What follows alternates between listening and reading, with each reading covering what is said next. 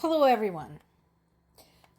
A lot of the news sources are covering Trump's statements about the non existent peace negotiations between Ukraine and Russia that he had promised to bring about in 24 hours, even before he took office, which of course didn't work, and it doesn't surprise any damn body. He's also saying that nobody's playing him. Yeah, sure, Donald, we believe you. I mean, at this point, he would be so hard pressed to prove that he's not being played by Putin, especially since this whole thing developed very much following a script. He boasted, he bluffed, he said that he could just solve this thing magically, despite this being a multi-centuries problem. And then when it didn't work, he started sucking up first to one party, then the other. Yeah, no. You can try convincing yourself that you haven't been played, but I don't think you convince anybody else. And then there's this little gem. Now, if for some reason one of the two parties makes it very difficult, we're just going to say, you're foolish, you horrible people, and we're going to just take a pass. But hopefully we won't have to do that. Is this a fucking kindergarten or what? Nya, nya, nya, nya, nya, you are a fool. Really?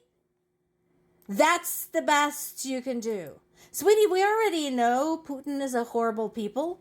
We already got that. We know that. He murders children. He orders to have children kidnapped. We get that. We don't need, additional statements on the subject. I just don't understand why you, moron, are wasting every damn body's time with your idiotic statements. There is another big prisoner exchange coming up. And again, notice, negotiated by the United Arab Emirates. U.S. is not mentioned anywhere. So far, every single one of the big prisoner exchanges that took place between Russia and Ukraine was facilitated by United Arab Emirates. You can dislike them all you want. I understand the reason for that. But in this particular instance, as somebody with a family member currently in Russian custody as a POW, I am grateful for what they did. Yes, their reasons are probably not selfless. There's probably something in it for them, but I'm sure the POWs and their families appreciate the help. And Ukraine imposed sanctions on 3 of China's companies yesterday. Why? Because of the Chinese nationals captured in Ukraine, on Ukrainian territory, fighting on Russia's side. Massive attacks against various regions of Ukraine continue. Civilians continue to be terrorized, wounded, and killed. That hasn't changed, while Trump is sorting out whom to call a terrible person. I want to spend the rest of the day today on this brilliant article. It's a big article, but I strongly recommend it. It's on the BBC site. It's called Why Did Russia Invade Ukraine? And this is for everybody who still has some kind of illusion that this was someone else's fault. Now, it's not sugarcoating the issues that still exist in Ukraine. But what this article does is points out that, problematic or not, Ukraine is a sovereign nation. Every nation has issues. U.S. has issues. That is not an excuse to invade it and impose your own rule. Every nation deserves their own chance to determine their own destiny as a nation, as a people. So, let's dive in. And again, I obviously can't read you all of this. It's a big article, but it has very distinctive sections of interest. So if you don't feel like reading the whole thing, you don't have to. You can just pop into a specific section that interests you. What have we got?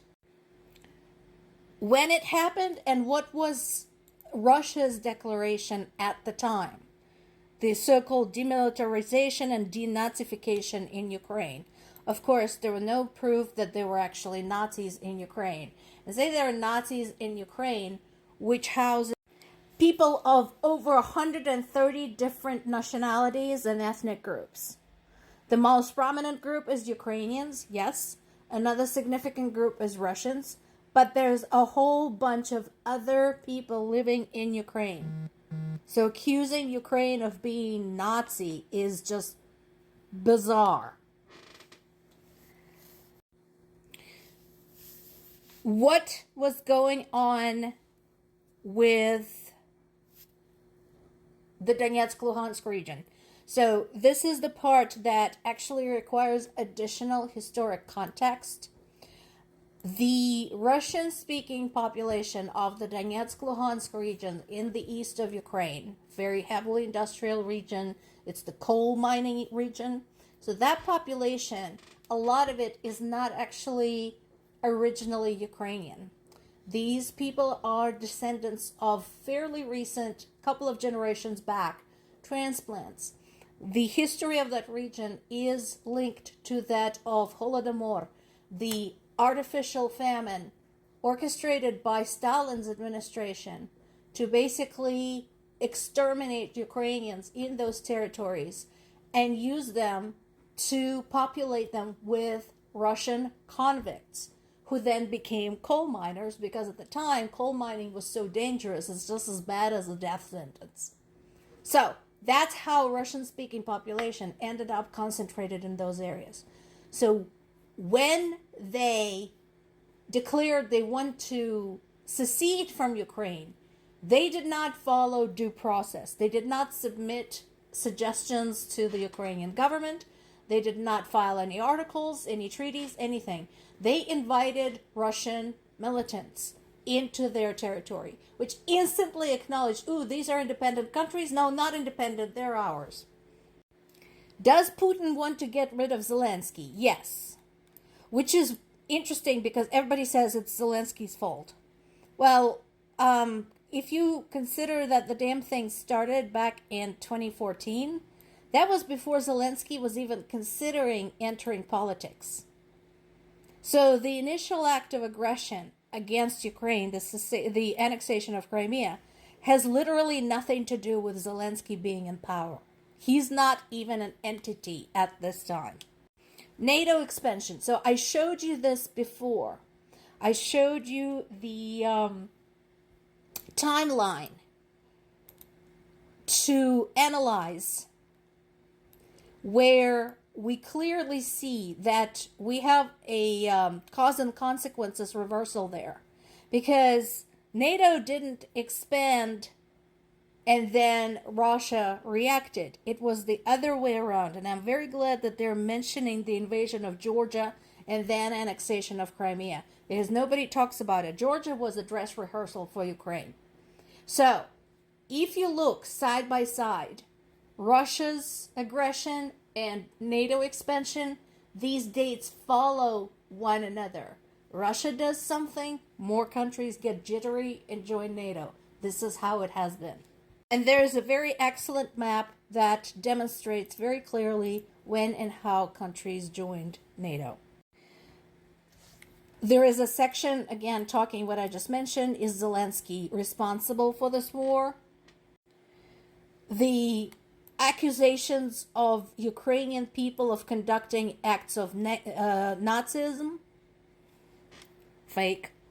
The timeline leading up to the invasion, going back to 2014, and lots of other very useful information. So again, pop over to the BBC site. The article is by Paul Kirby. Strongly recommended. More to